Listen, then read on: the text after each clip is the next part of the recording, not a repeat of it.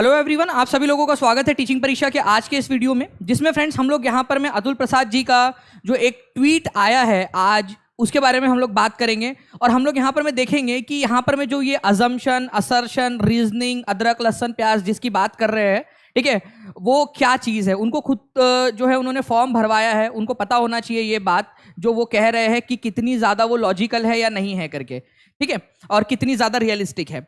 देखिए, मैं अगर आप लोगों को बताऊं फ्रेंड्स, तो पिछले दिनों उन्होंने यहाँ पर मैं एक ट्वीट किया था, ठीक है, 13 तारीख को उनका एक ट्वीट आया जिसके अंदर में उन्होंने कहा था कि as of now there is neither any stay or on TRE nor any plan to stay it. कोई प्लान नहीं है, ठीक है, टीचर रिक्रूटमेंट एग्जाम को स्टे करने का या इसके ऊपर में रोक लगाने का।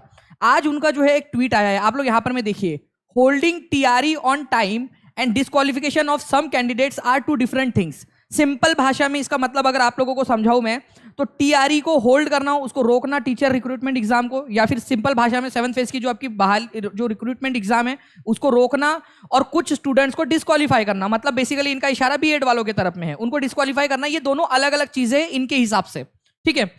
While the former is so far unaffected by the recent order of honourable supreme court. जो फॉर्मर मतलब ये कि जो टीआरई है, टीचर रिक्रूटमेंट एग्जाम है आप लोगों की, उसको यहां पर मैं कंडक्ट करवाना, वो सुप्रीम कोर्ट के ऑर्डर से अनअफेक्टेड है। मान लिया, बिल्कुल सुप्रीम कोर्ट ने तो ऐसा कहा नहीं कि आप एग्जाम लो मत, ठीक है। The same can't be set for the latter. मतलब कि दूसरे लोगों के बारे में, दूसरे वाली जो बात कही थी उन्होंने कि कुछ कैंडिडेट को यहां पर में डिस्क्वालीफाई किया जा सकता है, उसके बारे में कहा नहीं जा सकता। Candidate should be realistic in making assumption in their best interest. Candidate को जो है वो रियलिस्टिक होना चाहिए अजम्पशंस लगाने में, उनके अपने बेस्ट इंटरेस्ट के अंदर में। अब आप बात यहां पर में ध्यान से समझिए फ्रेंड्स, ठीक है। अतुल प्रसाद जी को ये एक चीज यहां पर में समझनी चाहिए, एक चीज कि जब उन्होंने फॉर्म भरवाया था तो वहां पर में आपको सिलेक्ट करना था कि आपने बीएड किया है, ठीक है, या फिर आप लोगों ने डीएलएड, बेसिकली वहां पर में 2 ईयर का डिप्लोमा, या फिर आप लोगों ने ग्रेजुएशन के बाद किया। ऐसा हिंदी में वहां पर में आप लोगों से पूछा गया था फॉर्म के अंदर में। सिंपल सी चीज थी। कई सारे ऐसे बच्चे जिन्होंने बीएड और डीएड या जो भी है आपका स्नातक के बाद में उन्होंने जो है अपना बीएड किया हुआ है, और कुछ लोगों ने डिप्लोमा किया है, दोनों किया है। उन्होंने क्या किया, अब उनको जब पता चला कि भाई दोनों एलिजिबल है, तो उन्होंने बीएड वाले को टिक करके आगे बढ़ गए। अब आप किस आधार पे एग्जाम लोगे और किस आधार के ऊपर में आप लोग जो है कुछ लोगों को डिस्क्वालीफाई करोगे? पहली बात तो ये बताओ, अजम्पशन बनाना है ना, तो भाई अजम्पशन आप कैसे लगाओगे, आप कैसे लगाओगे अजम्पशन? दूसरी चीज, अगर आप एग्जाम लेते हो, ठीक है, और बाद में अलाउ कर देते हो उन बच्चों को, तो आप ये बताइए, रियलिस्टिक तौर पर बताना है, ठीक है, अजम्पशन वाला नहीं। इन्हीं की बात में बात करेंगे अपन। रियलिस्टिक बताओ आप, रियलिस्टिक। अतुल प्रसाद जी, अगर आप इस कंडीशन में होते, ठीक है, कि आप क्वालिफाइड है या नहीं है, ये तलवार लटकी हुई है और आपको पढ़ना है, और दूसरे तरफ एक है कि आप बिल्कुल अलाउड है आपको एग्जाम देना और आपको पढ़ना है। आप बताओ कि अगर आपके ऊपर में तलवार लटकी हुई होती तो क्या आप इतने अच्छे एफिशिएंसी के साथ में पढ़ पाते? यहां पर में आपका नुकसान नहीं हो गया कि यार आधा जो है स्ट्रेस में बच्चों को पढ़ाई करनी है और आधा जो है यहां पर में बिल्कुल एकदम सीधा सीधा पढ़ना है। मैं किसी के पक्ष में नहीं बोल रहा, यहां पर मैं बोल रहा हूं कि आप एक बार क्लेरिफाई कर दीजिए चीजों को कि भाई आप जो है वो अलाउ कर रहे हो या नहीं कर रहे हो, ठीक है। वैसे मैं यहां पर मैं बच्चों को यही एडवाइस करूंगा कि आप लोग पढ़ते रहिए, ठीक है, क्या पता कि कुछ बीच का रास्ता निकल जाए। बट जो इन्होंने कहा यहां पर में कि भाई दोनों चीजें अलग अलग है, वो भाई अलग अलग चीजें हैं, लेकिन दोनों जो है अलग अलग होकर भी एक ही चीज है।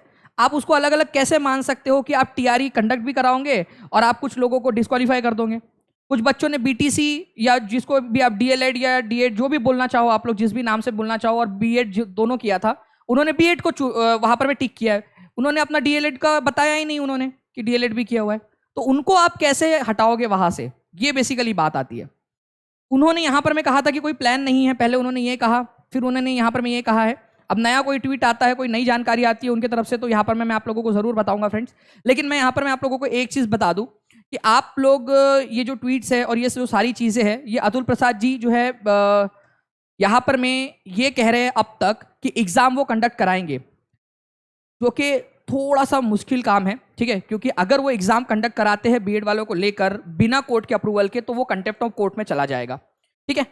लेकिन अगर कोर्ट से कोई राहत मिल जाती है और मान लीजिए एग्जाम होती है, तो आप लोगों को उसके लिए प्रिपेयर्ड रहना है। तो अभी आप फिलहाल में ऐसा मान के चलिए कि आप लोगों ने पढ़ाई करनी है, बीएड वाले बच्चे ठीक है। डीएलएड वाले बच्चे दोनों के दोनों आप ऐसा मान के चलिए कि आप लोगों ने पढ़ाई करनी है, पढ़ाई आप लोगों की वेस्ट नहीं जाएंगी। ओके, पढ़ाई आप लोगों की वेस्ट नहीं जाएंगी, आप लोगों ने पढ़ते रहना है। अगर एग्जाम थोड़ा आगे बढ़ती भी है इस कारण से कि भाई अप्रूवल ले लिया जाए सुप्रीम कोर्ट से या फिर एनसीटी की गाइडलाइंस आ जाए कोई नई वाली, तो आप लोगों को नुकसान नहीं होना चाहिए कि आप पढ़े नहीं थे इतने समय के अंदर में। तो यही कह सकता हूँ, समय का इस्तेमाल कीजिए। मुझे पता है कि काफ़ी सारे बच्चे ऐसे हैं जिनके ऊपर में डिस्क्वालिफिकेशन की तलवार लटकी है, वो पढ़ाई कैसे करे ऐसे समय के अंदर में। लेकिन फ्रेंड्स, आप एक चीज़ समझिए कि नहीं पढ़कर नुकसान किसका होगा? आप ही का होगा, है ना। तो धीरे धीरे पढ़ते रहिए, थोड़ी थोड़ी चीज़ें पढ़िए, ठीक है।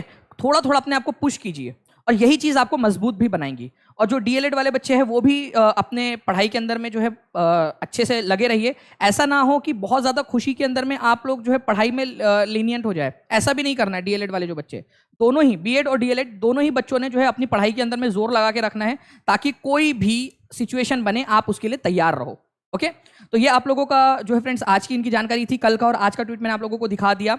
पढ़ाई आप लोगों ने अपनी कंटिन्यू रखनी है। जो भी अपडेट आएगी आप लोगों के पास में सबसे पहले टीचिंग परीक्षा आप लोगों तक पहुंचाएगा। तो टीचिंग परीक्षा चैनल को सब्सक्राइब जरूर कर लीजिए, वीडियो को लाइक कीजिए और अपने अपने विचार कमेंट में जरूर बताइए फ्रेंड्स कि आप लोगों का इन ट्वीट के ऊपर में क्या मानना है। मैंने पूरा हिंदी में आप लोगों को दोनों ट्वीट समझा दिए हैं। आप लोग बताइए कि आपका मानना क्या है, कि क्या करना क्या चाह रहे हैं ये और क्या उन्होंने करना चाहिए। तो अपने विचार जरूर यहाँ पर में कमेंट के अंदर में हमारे साथ में साझा कीजिए। तो मिलते हैं हमारे किसी और वीडियो में, तब तक के लिए thank you very much friends, take care and bye, God bless you all, thank you.